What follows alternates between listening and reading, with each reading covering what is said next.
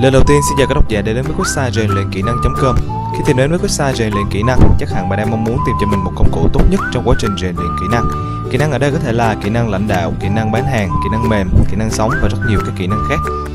Thông thường khi nghĩ đến việc rèn luyện các kỹ năng như chúng tôi đã đề cập ở trên, chúng ta thường hay nghĩ đến việc tìm mua cái đầu sách hoặc tham gia các chương trình hội thảo. Nhưng trong cuộc sống bận rộn của thế kỷ 21, thời gian và tiền bạc là hai thứ luôn bị giới hạn nhiều nhất. Với sự ra đời của website rèn luyện kỹ năng.com, chúng tôi mang đến cho bạn một công cụ tốt hơn trong việc rèn luyện kỹ năng của mình, đó chính là các DVD rèn luyện kỹ năng. Bạn sẽ không còn phải tốn quá nhiều thời gian để đọc sách hay tốn quá nhiều tài chính để tham gia các chương trình hội thảo. Chỉ cần bỏ DVD vào đầu máy, ngay lập tức bạn đã có thể tận hưởng những thước phim quý giá được chia sẻ từ các diễn giả nổi tiếng tại Việt Nam và trên thế giới.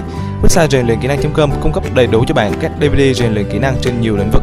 Tất cả các DVD rèn luyện kỹ năng của các diễn giả nước ngoài có tại website rèn luyện kỹ năng.com đều có phụ đề 100% hỗ trợ tối đa cho quý độc giả khi theo dõi. Rèn luyện kỹ năng.com cam kết chất lượng tất cả các DVD khi cung cấp cho quý khách hàng. Với hân hạnh được phục vụ cho rất nhiều các khách hàng trên cả nước. Chỉ cần click đặt hàng, trong vòng 1 đến 3 ngày, bạn đã có thể cầm sản phẩm trong tay. Rèn luyện kỹ năng hân hạnh được phục vụ quý khách.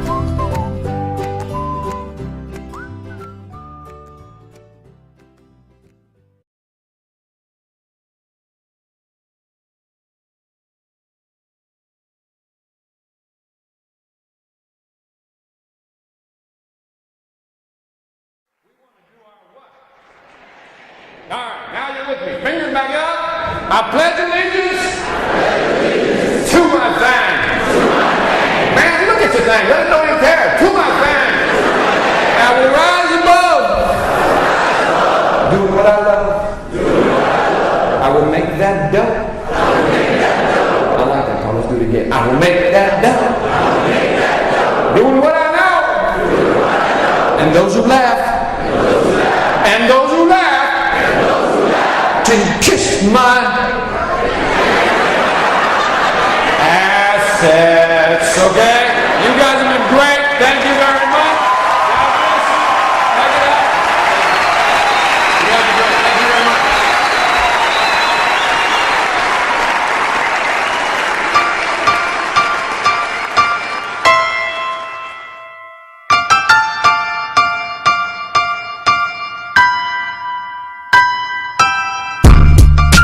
I first met Victor at a conference he was giving here in South Florida, where I live. After the conference, we learned we had several things in common. For one, we were both from large Puerto Rican families, and secondly, neither of our families had very much money when we were growing up. We spoke about the possibility of one day working together, and kept in touch thereafter. A couple of months ago, I got a call from Victor. He told me that he was going to be the keynote speaker at the National Conference for the Society of Hispanic Professional Engineers. He asked if I would take my camera and accompany him from his home in Georgia up to Philadelphia, where the conference was to take place, and document his experience, sort of like a weekend in the life of a motivational speaker. Now, for those of you who aren't aware, the self-improvement market is a billion-dollar industry. That's billion with a B. And I was always curious about the motivation of a motivational speaker. Did they really care whether you succeeded or failed, or were they in it just for the money? So the Friday before he was to speak at the conference, I flew up to Georgia and met Victor at Atlanta's International Airport, where he was also flying in from a speaking engagement in another city. From there, we drove to his home in Alpharetta, and that's where our story begins.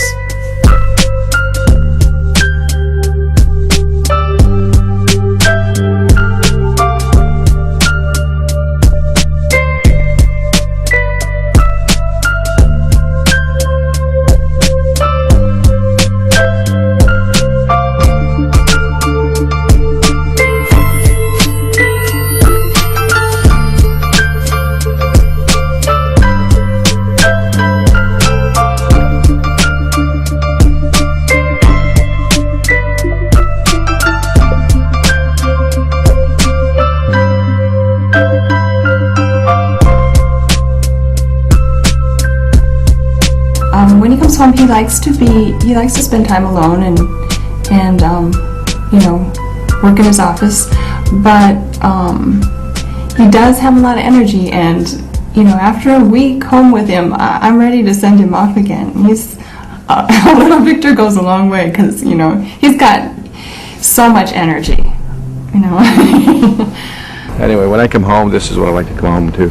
It's a real quiet neighborhood, a far cry from what I'm used to. So, and if you'd asked me many years ago would I ever had something like that, I wouldn't have believed it.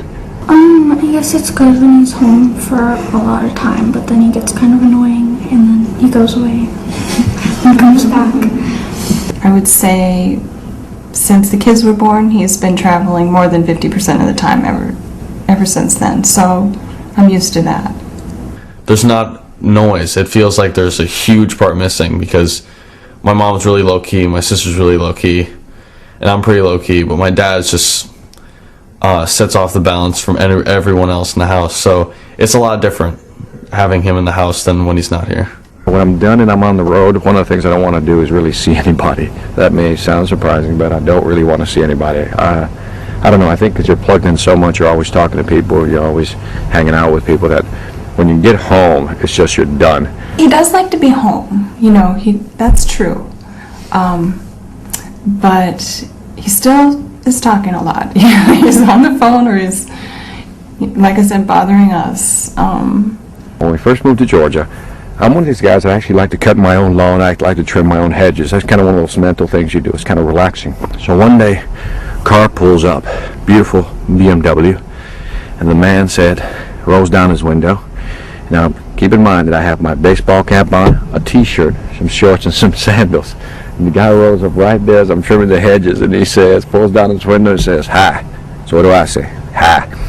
Anyway, he says, "Do you know who lives here?"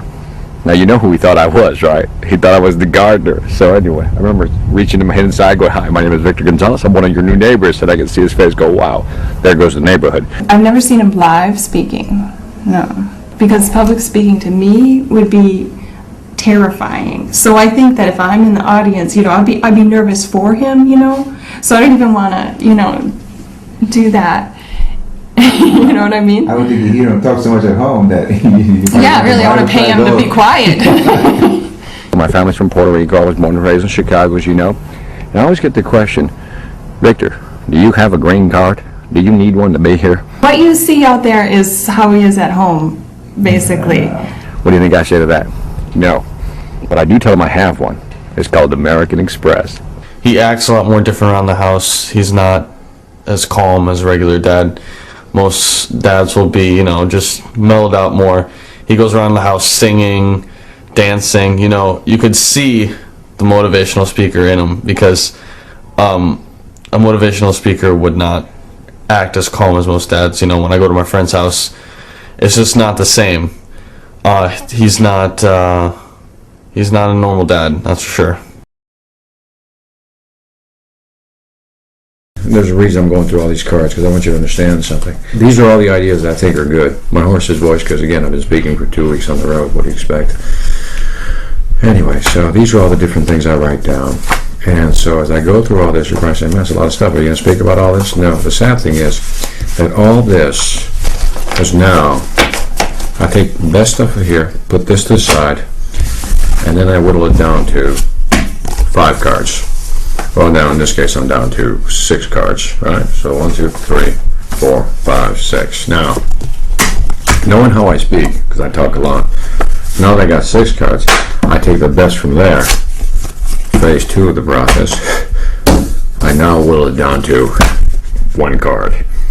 This is a 45-minute keynote. You know, part of my success when it comes to speaking, as far as memorizing speeches so it comes across naturally.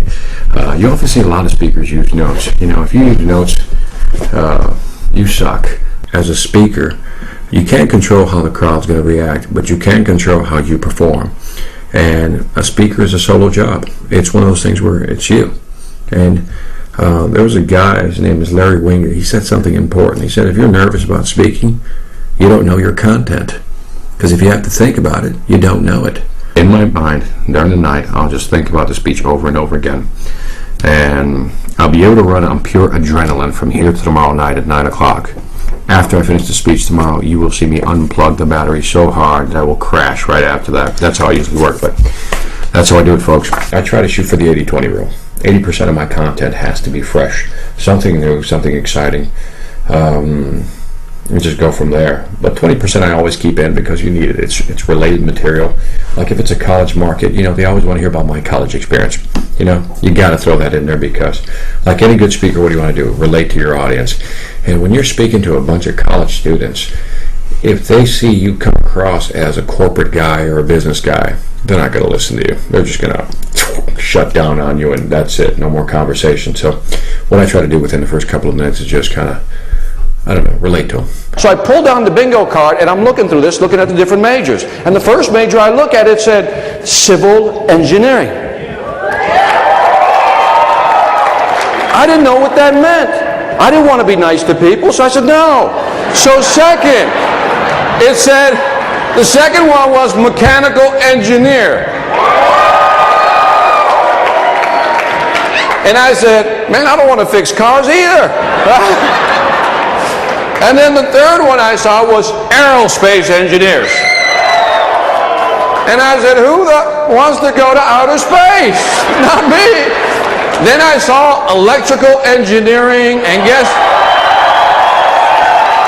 and the light bulb went off, right? When I first started doing the high school and the college market, what I started doing was a standard speech. Start, tell them what you're going to tell them, and then tell them what you just told them, your basic construction of a speech. And I wasn't having any fun, and I guess my audience wasn't having any fun because nobody was booking me again. And that's usually an indication. If you're not getting rebooked, at least one time again, that's a problem. So if I'm not going to make any money, I might